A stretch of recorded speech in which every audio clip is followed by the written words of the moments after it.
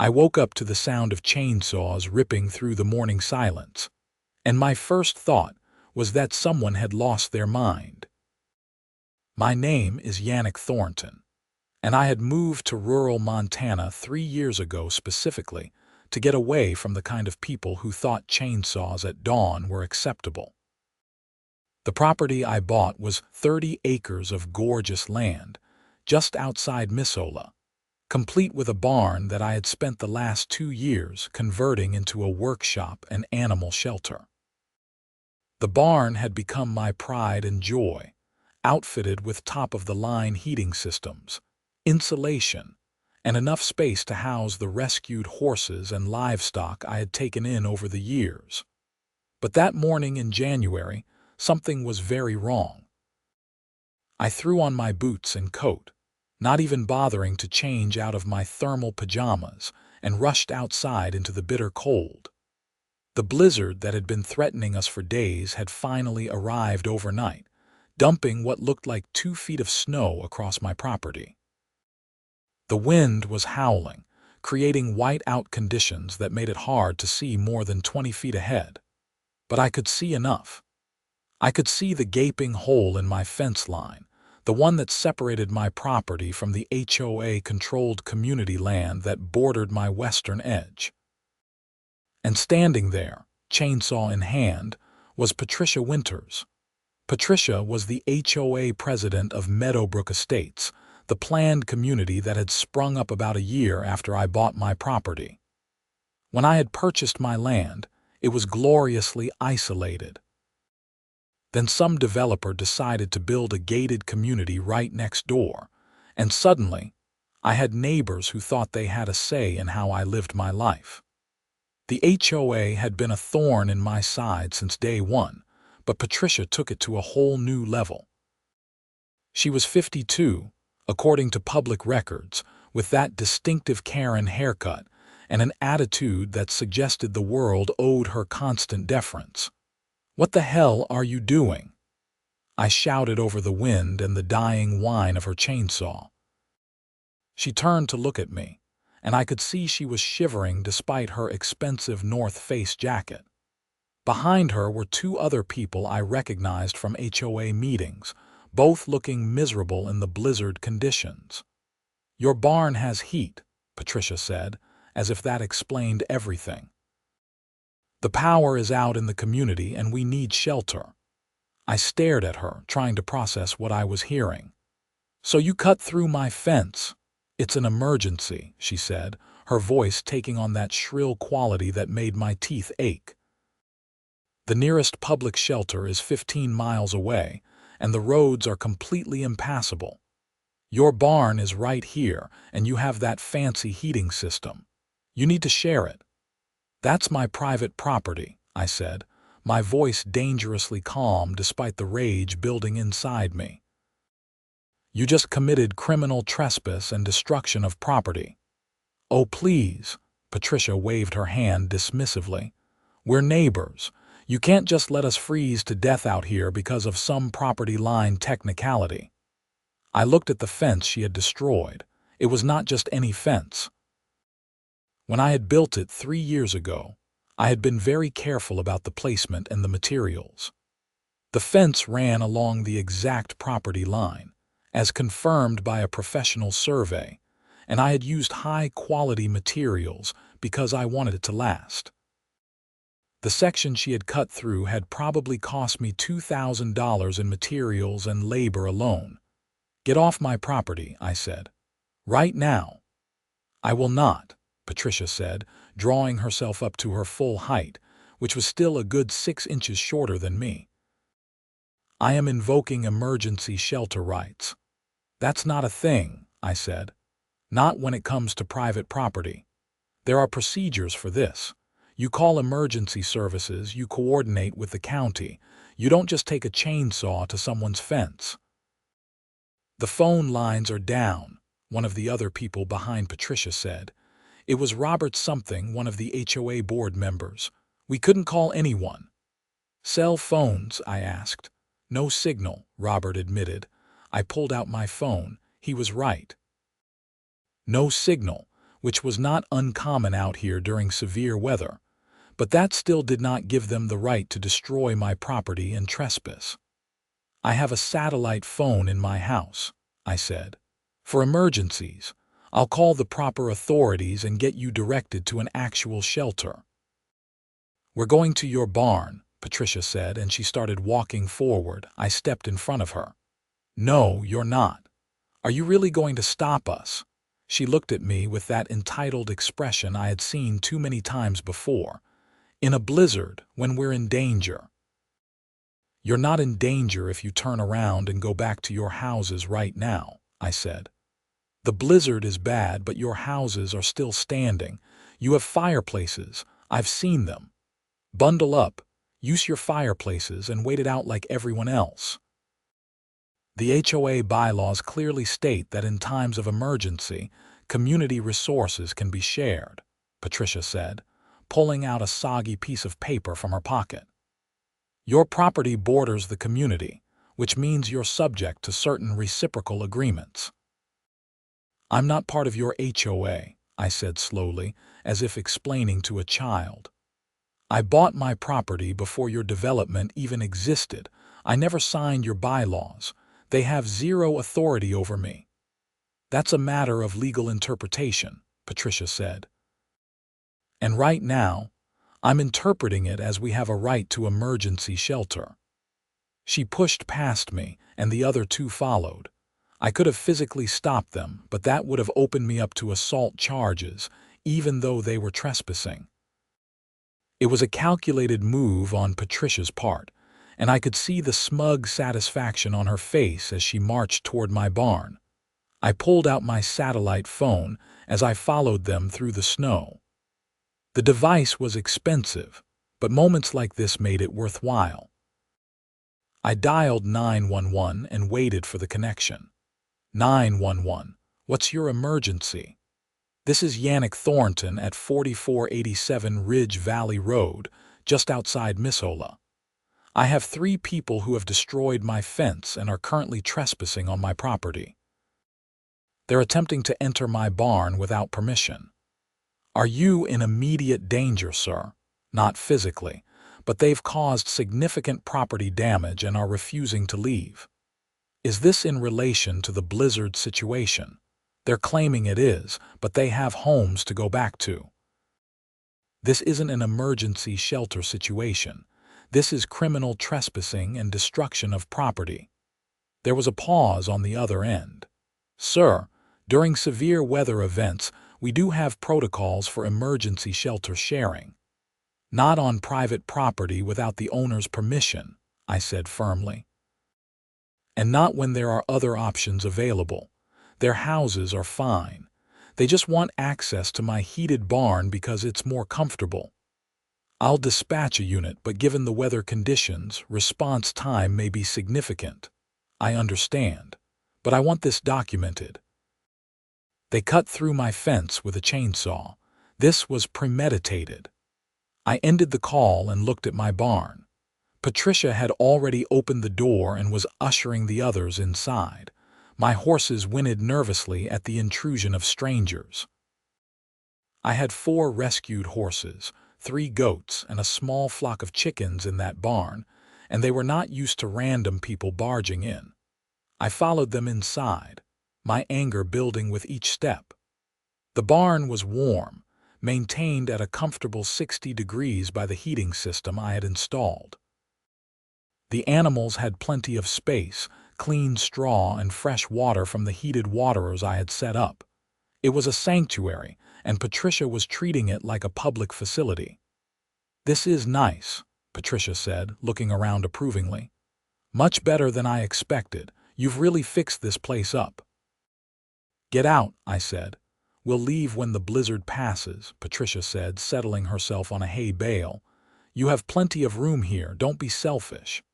"Selfish?" I felt my voice rising. "You cut through my fence, you trespassed on my property, and you're calling me selfish." "You have resources that the community needs," Patricia said. "During times of crisis, people with more need to share with those who have less." "You have houses," I said. "You have fireplaces. You have winter gear. What you don't have is the right to take what's mine just because you want it." "The HOA will compensate you for the fence," Robert offered weakly. "The HOA has no authority here," I said. "And this isn't about money. This is about you thinking you can do whatever you want because you're used to pushing people around in your little gated community." Patricia stood up, her face reddening. "I am trying to keep people safe. If you can't understand that basic human decency requires you to help your neighbors, then you're the problem here." "Neighbors ask for help," I said. "They don't take chainsaws to fences and force their way onto private property." "We did ask," Patricia said.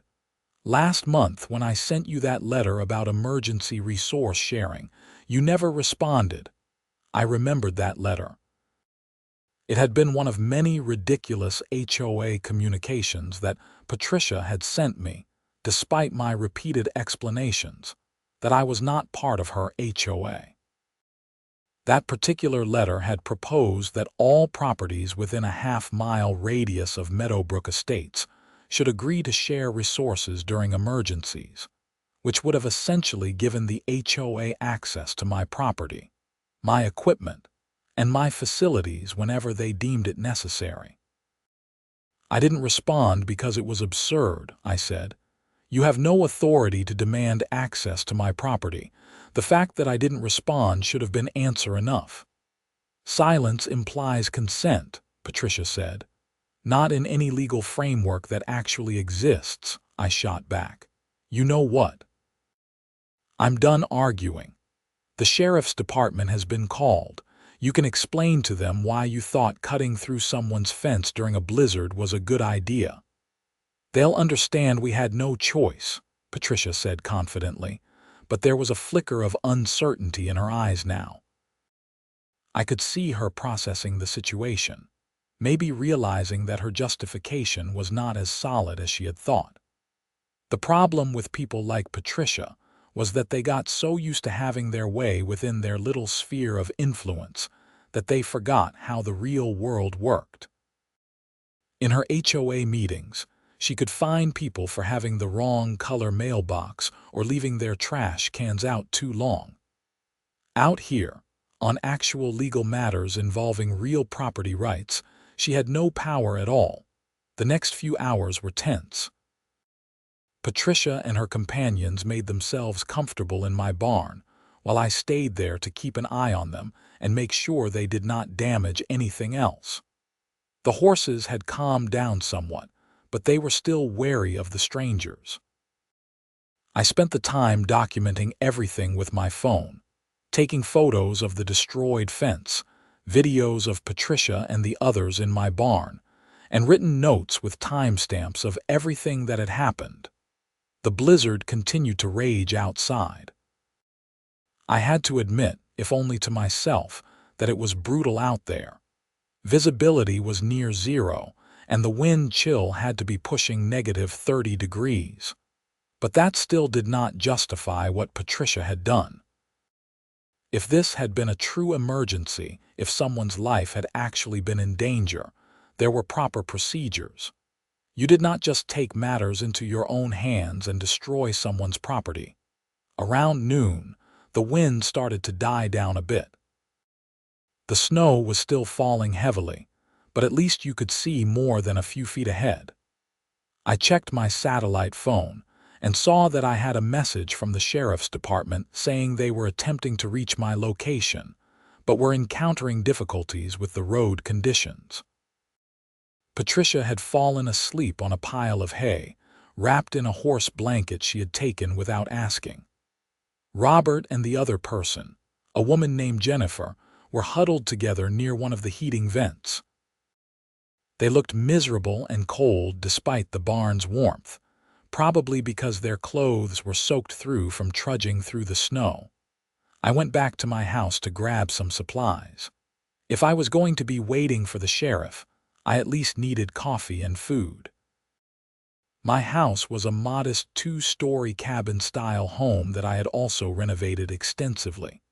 It had a backup generator, a wood-burning stove, and enough supplies to last me weeks if necessary. I was prepared for Montana winters.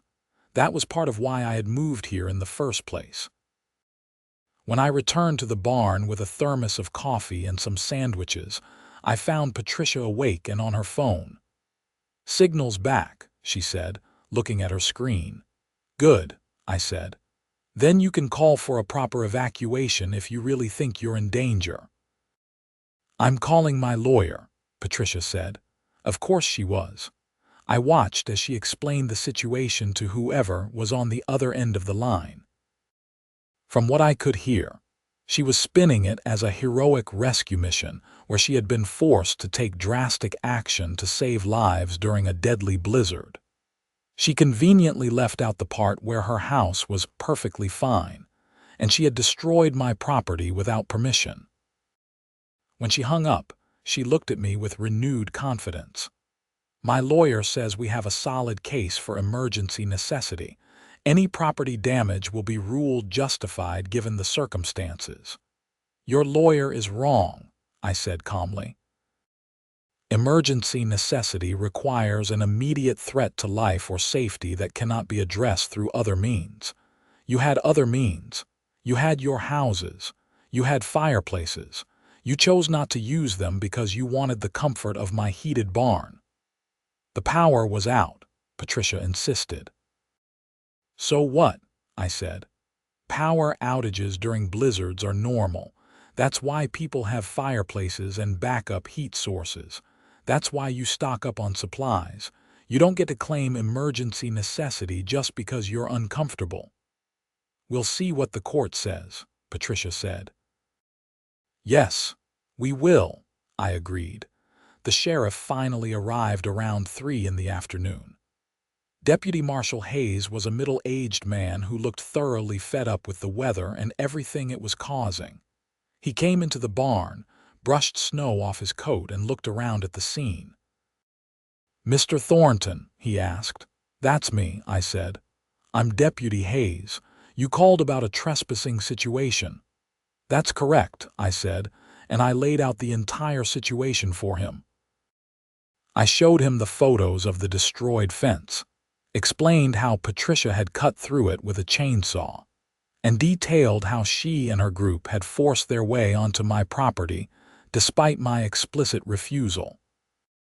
Patricia immediately jumped in with her version of events, painting herself as a concerned citizen trying to save lives during a dangerous blizzard.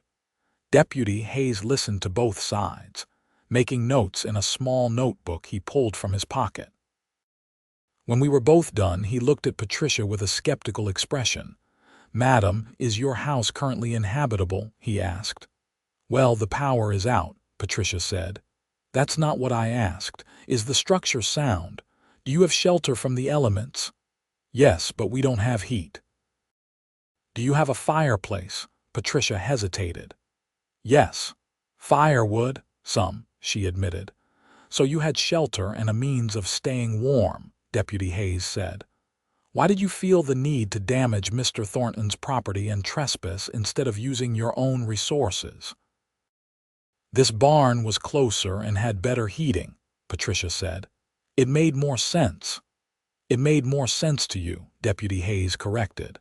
"But that's not how property rights work, madam. Mr. Thornton has the right to refuse access to his property. The fact that there was a blizzard doesn't change that, especially when you had other options available." "What about emergency necessity?" Patricia demanded. "Emergency necessity is a very narrow legal doctrine," Deputy Hayes said. "It requires an immediate threat to life that cannot be addressed through other reasonable means. Being uncomfortable during a power outage doesn't qualify. Having to use your fireplace instead of someone else's fancy heating system doesn't qualify." "So you're taking his side," Patricia said, her voice rising. "I'm taking the side of the law," Deputy Hayes said. "You committed criminal trespass and criminal mischief by damaging his fence. Those are the facts."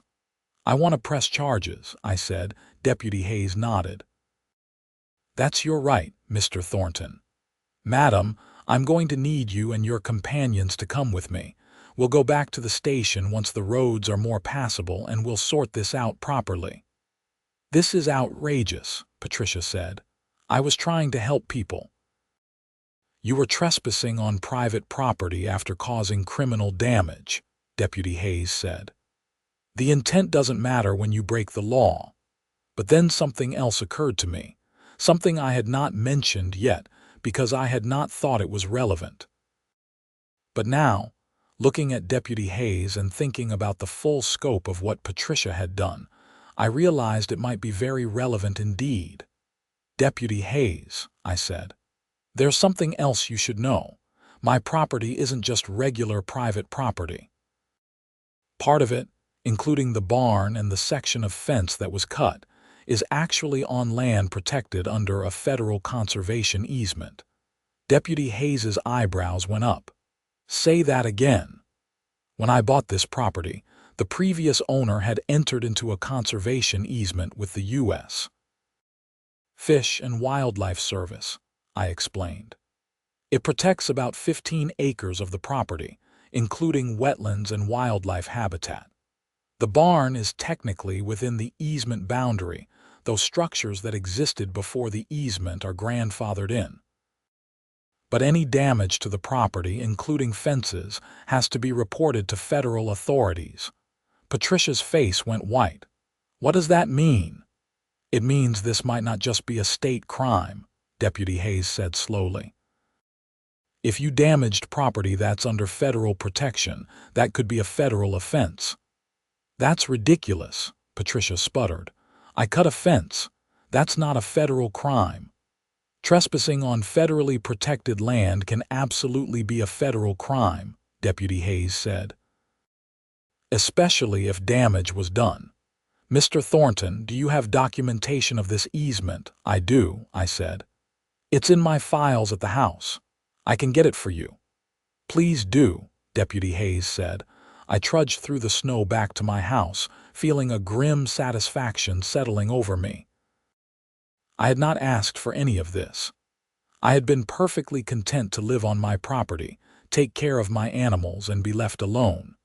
But Patricia had pushed and pushed, and now she was going to face the consequences of thinking she was above the law. The conservation easement documents were in my filing cabinet, right where they were supposed to be. The easement had been established 12 years ago, well before I bought the property, and it protected the land in perpetuity. The terms were clear. The land could still be used for agricultural purposes and existing structures were allowed, but any new development or damage to protected features required federal approval. The fence that Patricia had cut ran directly through the easement area, and in destroying it, she had technically damaged federally protected property. I brought the documents back to the barn and handed them to Deputy Hayes. He looked through them carefully, his expression growing more serious with each page. "This is legitimate," he said finally. "Mr. Thornton, I'm going to need to contact federal authorities about this. The U.S. Fish and Wildlife Service and possibly the FBI will need to be notified." "The FBI?" Patricia's voice was shrill now. "Over a fence, over trespassing and property damage on federally protected land," Deputy Hayes corrected. "This is out of my jurisdiction now." "Well, partially. You'll still face state charges, but there will likely be federal charges as well." "This is insane," Patricia said. "All I did was try to keep people safe during a blizzard." "All you did was commit multiple crimes," I said. State and federal, Robert and Jennifer were standing very still, looking like they wished they could disappear. I almost felt bad for them. They had probably just followed Patricia's lead, not realizing the full scope of what they were doing. "Did you two help cut the fence?" Deputy Hayes asked them. They both shook their heads quickly. "Patricia did all the cutting," Robert said. "We just followed her." "But you entered the property knowing it was private and knowing the owner had not given permission," Deputy Hayes pressed. They both looked at the ground. Patricia said it was okay, Jennifer said quietly. Deputy Hayes sighed. That's still trespassing, though your culpability is less than hers. Mr. Thornton, do you want to press charges against all three of them or just Miss Winters? I thought about it. Robert and Jennifer were followers, not instigator. They were still guilty, but their crime was stupidity and poor judgment rather than the aggressive entitlement that Patricia displayed. Just Patricia for the fence damage and the trespassing, I said. But I want it documented that all three were trespassing in case there are future incidents. Fair enough, Deputy Hayes said. He turned to Patricia. Miss Winters, I'm placing you under arrest for criminal trespass and criminal mischief. You have the right to remain silent. Anything you say can and will be used against you in a court of law. You have the right to an attorney. If you cannot afford an attorney, one will be provided for you. You understand these rights. Patricia's face was a mask of fury and disbelief. You can't be serious. Madam, do you understand your rights? Deputy Hayes repeated. Yes, Patricia spat. But this is not over. My lawyer will have a field day with this. You're arresting a woman for trying to save lives during a natural disaster. The press will crucify you.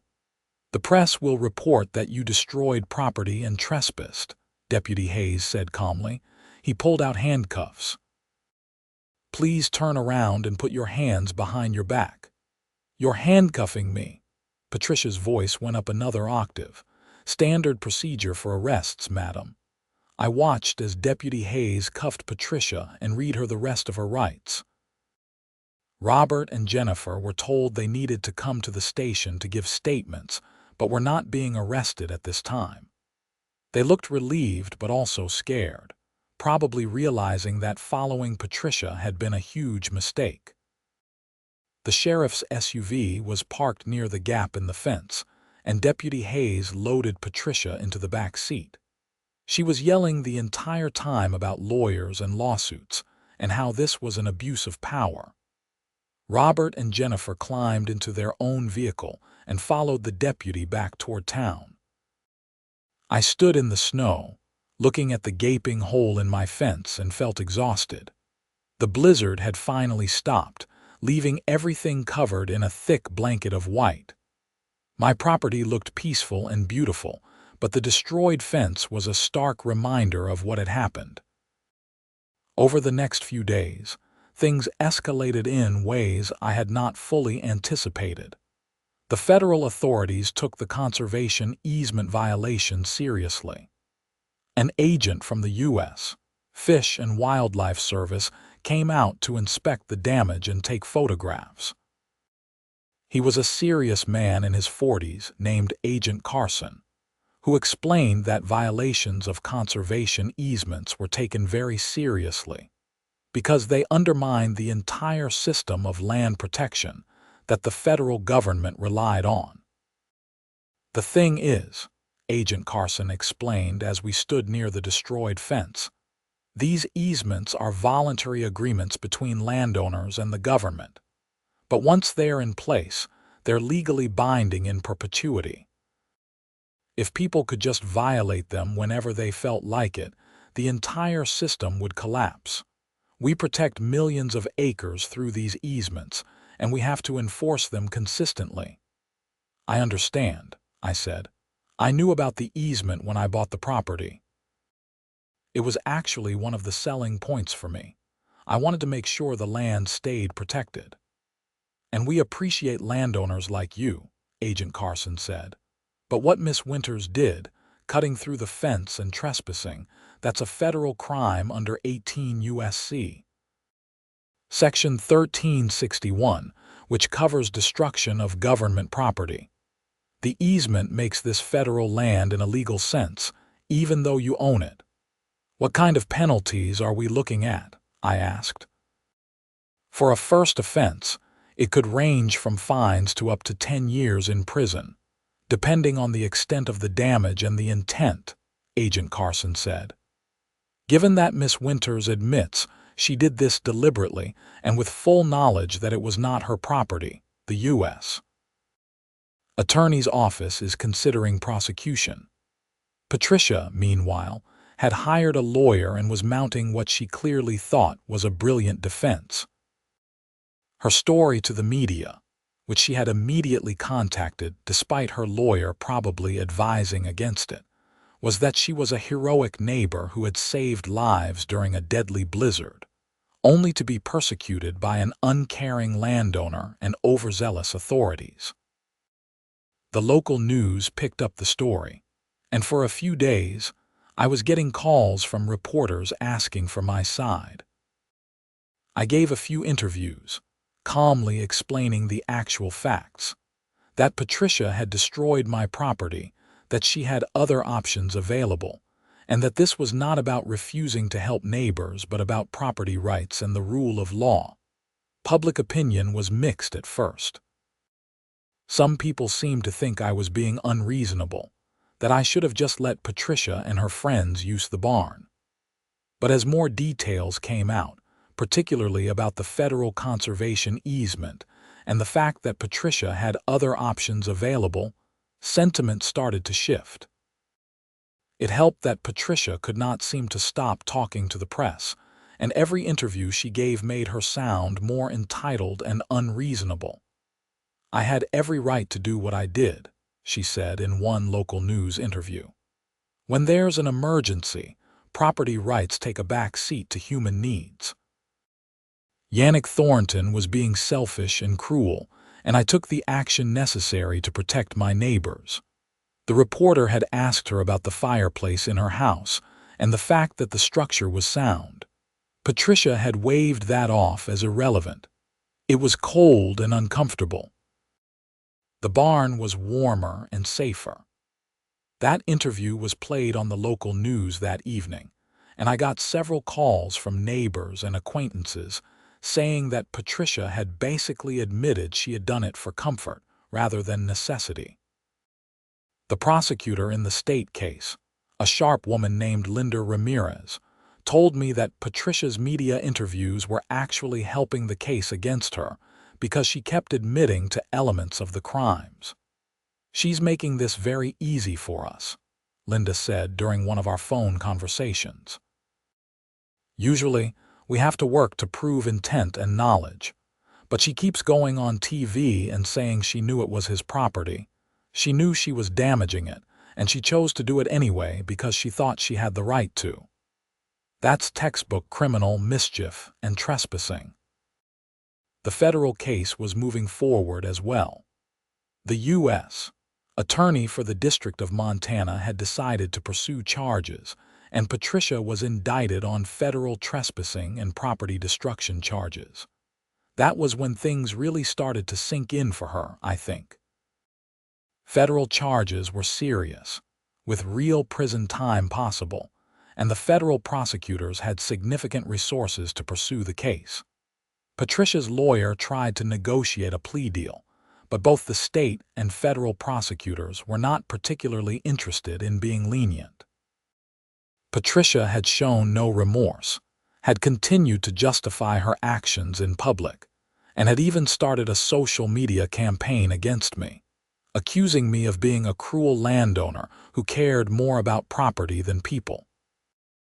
That campaign backfired spectacularly when people started digging into the details and realizing that she had cut through a fence with a chainsaw because she did not want to use her fireplace. The HOA, meanwhile, was trying to distance itself from Patricia's actions. An emergency meeting was called, and Patricia was removed as president. The HOA board issued a statement saying that Patricia had acted independently and that her actions did not represent the values or policies of Meadowbrook Estates. They also agreed to pay for the repair of my fence as a gesture of goodwill, though I made sure to get that agreement in writing and to specify that it did not constitute an admission of liability or authority over my property. The fence repair cost about $3,000 when all was said and done, more than my initial estimate because the federal easement required specific procedures and documentation. Agent Carson had to approve the repair plan to make sure it matched the original specifications and did not impact the protected land. The HOA paid without complaint, probably terrified that I would sue them as well. The trial, when it finally happened, was anticlimactic in some ways. Patricia's defense was that she had acted out of necessity to protect lives during an emergency. The prosecution, both state and federal, presented evidence that she had other options, that her house was structurally sound, that she had a working fireplace and sufficient supplies, and that her decision to cut through my fence was one of convenience rather than necessity. I testified about what had happened, walking the jury through the events of that morning and explaining the conservation easement. The defense attorney, a slick-looking man named Howard Pembroke, tried to make me look like a heartless loner who cared more about property lines than human life. "Mr. Thornton," he said during cross-examination, "isn't it true that you could have simply allowed these people to shelter in your barn, preventing this entire situation?" "I could have," I said, "but I was not obligated to. They had other options. They had their own homes." "Homes without power," Pembroke said. "Homes with fireplaces," I countered. "Homes with walls and roofs and insulation. They were never in danger of freezing to death. They were uncomfortable, and they decided that justified destroying my property and trespassing." "You seem very focused on property rights," Pembroke said. "What about human compassion?" "Human compassion doesn't include the right to take a chainsaw to someone's fence," I said. "If Miss Winters had knocked on my door and asked politely if she and some neighbors could shelter in the barn, I probably would have said yes. But she didn't ask. She demanded, and when I refused, she took what she wanted by force. That's not compassion. That's entitlement. The jury deliberated for about 4 hours before returning guilty verdicts on all state charges. The federal trial was separate and happened 2 weeks later. That jury took less than 3 hours to find Patricia guilty of federal trespassing and property destruction. The sentencing hearings were scheduled for a month later. In the meantime, Patricia's life had essentially fallen apart. She had lost her position as HOA president. Her husband, a quiet man named Dale, who I had always felt slightly sorry for, filed for divorce, citing irreconcilable differences, and saying in court documents that he could not stay married to someone whose judgment and behavior had brought such shame on their family. Patricia's adult children, according to local gossip, had stopped speaking to her. And the social media campaign she had tried to run against me had resulted in her becoming something of a pariah, the subject of memes and mockery across the internet. At the state sentencing hearing, Judge Michelle Garrison was not sympathetic. "Miss Winters," she said, looking down from the bench, "you have shown a complete disregard for the law and for the property rights of others. Even more concerning, you have shown no remorse for your actions. You continue to insist that you were justified, despite the jury's clear finding that you were not. This court takes property crimes seriously, especially when they are committed with the kind of premeditation and deliberation you displayed. You obtained a chainsaw, traveled to Mr. Thornton's property, and methodically cut through his fence. These were not the actions of someone in a panic or facing an immediate threat. These were the calculated actions of someone who believed the rules did not apply to her." Judge Garrison sentenced Patricia to 18 months in county jail, with all but 6 months suspended, meaning Patricia would serve 6 months and then be on probation. She was also ordered to pay restitution for the fence repair, plus additional damages for my time and trouble, totaling about $10,000. There was also a restraining order preventing her from coming within 500 feet of me or my property. The federal sentencing was even harsher. Federal judges had less discretion in sentencing due to federal guidelines, and the judge in that case, Judge Thomas Riley, made it clear that he took the violation of the conservation easement very seriously. These easements are a critical tool for land conservation, Judge Riley said. They represent agreements between private landowners and the federal government to protect our natural resources for future generations. When someone violates these easements, they are not just trespassing on private property. They are undermining a system that protects millions of acres of land across this country. Miss Winters, your actions were selfish, illegal, and harmful. You showed no respect for the law, for Mr. Thornton's property rights, or for the conservation values that the easement represents. Judge Riley sentenced Patricia to 2 years in federal prison, to run concurrently with her state sentence, meaning she would serve the 2 years in federal prison, and that would cover both sentences. She was also fined $50,000 and ordered to perform 500 hours of community service upon her release, specifically working with conservation organizations to repair and maintain protected lands. Patricia was led out of the courtroom in handcuffs, looking shocked and diminished. The confident, entitled woman who had cut through my fence with a chainsaw seemed to have finally realized that her actions had consequences. In the months that followed, life slowly returned to normal. My fence was repaired, stronger than before. The barn continued to serve as a warm shelter for my animals. I got a few more rescue horses and expanded my operation a bit, building additional shelter space and improving the facilities. The HOA at Meadowbrook Estates got a new president, a reasonable woman named Sandra who made a point of reaching out to me to apologize for Patricia's behavior and to assure me that the HOA had no intention of interfering with my property. We actually developed a decent working relationship. When they had questions about conservation practices or land management, Sandra would sometimes call me for advice, and I was happy to help. That was the kind of neighborly relationship that should have existed all along. Patricia served her time and was released after 20 months, getting a bit off for good behavior. I heard through the grapevine that she had moved away from Montana entirely, going to live with a sister in Florida. Her ex-husband Dale still lived in Meadowbrook Estates, and we would occasionally nod to each other at the hardware store. He seemed happier without her. The story became something of a local legend, a cautionary tale about HOA overreach and the importance of respecting property rights. I got interviewed for a few podcasts and YouTube channels that focused on HOA horror stories, and I always told the same story. Respect the law, respect property rights, and ask before you take. It was not complicated. Agent Carson from Fish and Wildlife stopped by about a year after the whole incident.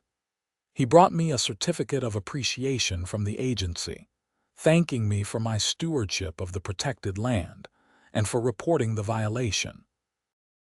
"We don't get a lot of landowners who take the easements as seriously as you do," he said. "Most people see them as a burden, but you actually care about the conservation goals." "I bought the property because of the easement, not in spite of it," I told him. "I wanted to be part of something bigger than just owning land. I wanted to protect it for the future." "We need more landowners like you," Agent Carson said. Life went on. The blizzards came and went. The seasons changed. My animals thrived. And my fence stood strong, a boundary that was respected by everyone who understood that property rights and the rule of law were not negotiable, no matter how entitled you felt. Sometimes on quiet winter mornings, when the snow was falling gently and the barn was warm and peaceful, I would think about that day when Patricia had cut through my fence. I would think about how a simple decision to respect boundaries and follow proper procedures could have prevented everything that followed. But Patricia had chosen entitlement over respect, force over courtesy, and she had paid a heavy price for that choice. The final chapter in the saga came about 2 years after the initial incident. I was working in the barn one afternoon when I got a call from Linda Ramirez, the prosecutor from the state case. "Mr. Thornton," she said, "I thought you'd want to know that Patricia Winters has violated her probation. She's being sent back to prison to serve the remainder of her suspended sentence." "What did she do?" I asked. "She was living in Florida, and apparently she got into a dispute with her condo association down there. Long story short, she cut through a fence to access a community pool that was closed for maintenance. When security confronted her, she assaulted one of the guards. She's facing new charges down there, and the probation violation means she has to come back here and serve the rest of her time." I shook my head. "Some people never learned." "Thank you for letting me know," I said. "I figured you'd appreciate the update," Linda said. "You know, in all my years as a prosecutor, I've never seen someone so determined to prove they were right even when everyone else was telling them they were wrong. Patricia could have avoided all of this by just following the law and respecting boundaries, but she couldn't let it go." "Some people can't," I agreed. After I hung up, I went back to feeding the horses. They nickered softly as I moved from stall to stall, content in their warm shelter. Outside, the Montana landscape stretched away in all directions, beautiful and harsh and indifferent to human drama. I had bought this property to live a quiet life, to care for animals, and to be part of something bigger than myself through the conservation easement. Patricia had tried to take that peace away from me with a chainsaw and an overblown sense of entitlement. But in the end, the law had prevailed. Property rights had been upheld, and justice, in its slow and sometimes frustrating way, had been served. The fence stood strong, the animals were safe, and life continued on my 30 acres of protected Montana land. And if there was a lesson in all of it, it was simple. Respect costs nothing, but entitlement can cost you everything. The community around Meadowbrook Estates had learned something too. After Patricia's conviction and the publicity around the case, I noticed a change in how people approached property issues. There were fewer complaints, fewer demands, and more actual conversation. When someone needed something, they asked politely and accepted the answer, whatever it might be. The culture of entitlement that Patricia had fostered in her years as HOA president began to fade, replaced by something healthier and more respectful. I continued to get calls from people around the country who were dealing with their own HOA nightmares. They wanted advice, wanted to know how I had handled the situation, wanted reassurance that they were not crazy for standing up for their property rights. I always told them the same thing: document everything, know your rights, and do not let anyone bully you into giving up what is legally yours.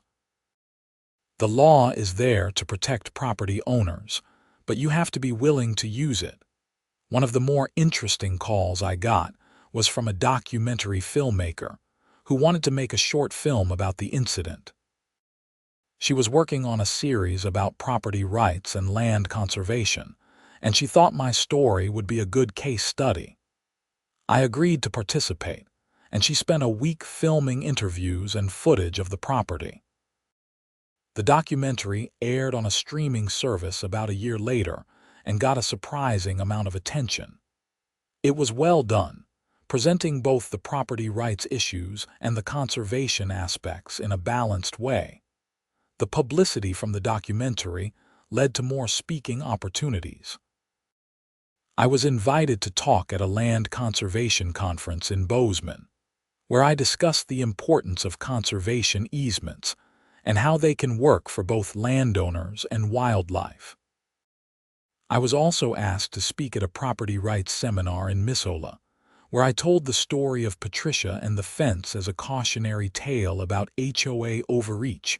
Through all of this, I tried to stay focused on what mattered: the land, the animals, and the quiet life I had built for myself. The attention was interesting, and I hoped that sharing my story might help other people in similar situations, but I did not want it to define me. I was not a professional victim or a crusader. I was just a guy who wanted to live on his land in peace, and who had been willing to stand up when someone tried to take that peace away. Years passed. The barn got some upgrades as I continued to take and rescue animals. I added solar panels to supplement the heating system and reduce my carbon footprint. The property thrived under my stewardship, with the protected wetlands becoming a haven for migrating birds and the pastures providing good grazing for the horses and goats. Patricia remained in Florida after serving her additional time, as far as I knew. I never heard from her directly, and I had no desire to. Her story had become a cautionary tale, one of those examples that people would cite when discussing HOA overreach or the importance of respecting property rights. "Remember that woman in Montana who cut through a fence and ended up with federal charges?" people would say. And someone would nod and talk about how crazy it was that she thought she could just do that. Dale, her ex-husband, actually became something of a friend. We ran into each other at a local coffee shop one morning, and he apologized for his ex-wife's behavior. "I told her it was a bad idea," he said. "I told her she should just knock on your door and ask, but she never listened to anyone. She always thought she knew best." "I appreciate the apology," I said, "but you're not responsible for her choices." "I stayed married to her for 30 years, Dale said. "I enabled a lot of that behavior by not standing up to her. I regret that now." We ended up having coffee together occasionally after that, talking about land management and horses and life in Montana. Dale was a decent guy who had spent too many years under Patricia's thumb. Free of her influence, he was calmer and happier. The HOA at Meadowbrook Estates continued to function, but with a much lighter touch than before. Sandra and the board focused on maintaining common areas and handling actual community issues rather than trying to control every aspect of residents' lives. It was, people said, a much nicer place to live than it had been under Patricia's reign. I thought sometimes about what would have happened if Patricia had just knocked on my door that morning and asked politely if she and some neighbors could shelter in the barn during the blizzard. I probably would have said yes, given the severity of the storm. I was not a monster, despite how Patricia had tried to paint me. But she had not asked. She had demanded and then taken, and that made all the difference. The conservation easement on my property continued to serve its purpose, protecting the land and the wildlife that depended on it. Agent Carson would stop by once a year to do an inspection, making sure everything was in compliance. It always was. I took pride in maintaining the land according to the easement terms, knowing that it would be protected long after I was gone. Life settled into a comfortable rhythm. The Montana seasons rolled by with their familiar patterns. Winter blizzards gave way to spring thaws, which led to summer warmth and then autumn's golden beauty. My animals grew and thrived. The land remained protected and healthy. And my fence, that fence that had started everything, stood strong and undisturbed. I never regretted pressing charges against Patricia. Some people thought I had been too harsh, that I should have shown mercy given that she was a neighbor. But mercy did not mean letting someone get away with crimes. Patricia had broken the law deliberately and without remorse, and she had faced the consequences. That was how the system was supposed to work. The story of Patricia and the fence became part of my life's narrative, something that had happened and shaped me, but did not define me. I was still Yannick Thornton, still a landowner committed to conservation and animal welfare, still someone who valued peace and quiet and the beauty of the Montana landscape. The incident had been a disruption, but it had not derailed me. And in a strange way, it had made me more connected to my community. People knew my story, and they respected the stand I had taken for property rights and the rule of law. When I went into town, people would nod or say hello, and there was a warmth there that had not existed before. I was not just the guy on the ridge anymore. I was the guy who had stood up to HOA tyranny and won. The barn remained my sanctuary, the place where I felt most at peace. On cold mornings, I would stand in the warmth and listen to the soft sounds of the animals, feeling grateful for the life I had built. The heating system hummed steadily, keeping everyone comfortable. The horses munched their hay contentedly. The goats bleated their soft greetings. And outside, beyond the strong fence that marked my property line, the world went on. Patricia had tried to take this from me, this peace and contentment. She had failed. And in failing, she had taught me something valuable, that standing up for what is right, even when it is difficult, even when people criticize you for it, is always worth it. The law existed for a reason. Property rights existed for a reason. Conservation protections existed for a reason. And when someone tried to violate those principles, there had to be consequences. The final word on the whole situation came from Judge Riley, the federal judge who had sentenced Patricia. I ran into him at a legal conference in Helena, where I had been invited to speak about conservation easements. He recognized me and came over to shake my hand. "Mr. Thornton," he said, "I've thought about your case many times since I presided over it. It was a clear example of why we have property laws and why they matter. I hope the outcome did not disrupt your life too much." It was disruptive at the time, I admitted. But ultimately, it reinforced something I already believed, that the law protects those who follow it and holds accountable those who don't. I'm grateful that the system worked as it should. "It does not always," Judge Riley said. "But in this case, justice was served. Miss Winters learned, I hope, that entitlement and the law are not compatible, and you got to continue your work protecting that beautiful piece of land." We talked for a while longer about conservation easements and the challenges of land protection. Judge Riley was passionate about environmental issues and admired the work I was doing. When we parted, I felt a sense of closure. The incident with Patricia was truly in the past now, a story with a clear beginning, middle, and end. Back home on my property, with the seasons continuing their endless cycle and my animals safe in their warm barn, I lived the life I had always wanted. The fence stood strong, a symbol of boundaries respected and laws upheld. And every time I looked at it, I remembered that sometimes the most important thing you can do is simply refuse to let others take what is not theirs to take. Property rights, respect for the law, and the courage to stand up for what is right, these were not abstract concepts. They were the foundation of a functioning society, and they were worth defending. Patricia Winters had learned that lesson the hard way, through federal charges and prison time, and a life forever changed by her own poor choices. I had learned it too, though in a different way. By standing firm, by trusting the legal system, and by refusing to be bullied or intimidated. And in the end, the peaceful life I had built on 30 acres of protected Montana land continued, uninterrupted by those who thought their wants trumped my rights. The story concluded not with drama but with quiet satisfaction.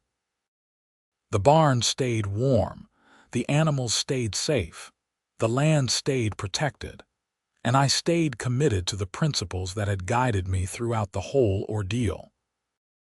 That ultimately Was the real victory not the courtroom wins or the public vindication, but the simple fact that I could continue living the life I had chosen, on my own terms, on my own land, with my boundaries respected and my rights intact?